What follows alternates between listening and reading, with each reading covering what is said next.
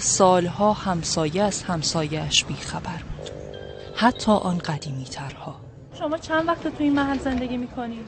حدوداً 25 سال. ما 20-25 سال است. تا اینکه یک اتفاق مهم همه را با خبر کرد.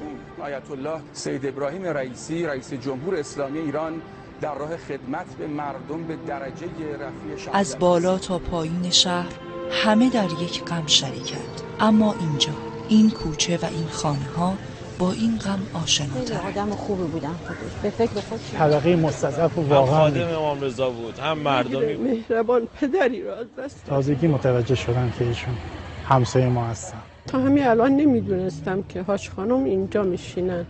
اینجا یکی از کوچه های حوالی میدان امام حسین مشهده و این خونه ساده که میبینید مردم براش صف کشیدن، خونه مادر رئیس جمهور. غیر قابل باور است که صاحب این خانه مادر یک رئیس جمهور باشد. مادر سید ابراهیم آرام و قرار ندارد و فرزندش را گل زهرا می‌خواند.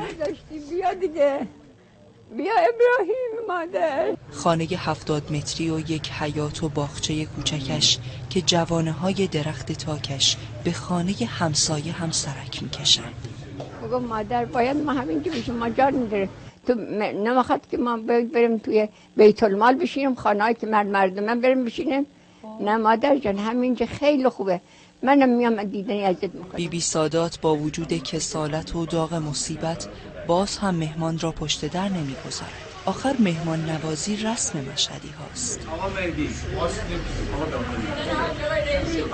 خاطرتون هست خاطره‌ای چیزی؟ بله. چی خاطرتون هست؟ 6 سال بوده گذاشته می جواد من درس عربی بخونه. خادم امام حسین، خادم امام رضا بشه، روزه خون بشه، منبری بشه. سید ابراهیم هیچ چیزی جز همین عبای تنش نداشت. این را مادرش میگوید. چی نداره، خودش رختش.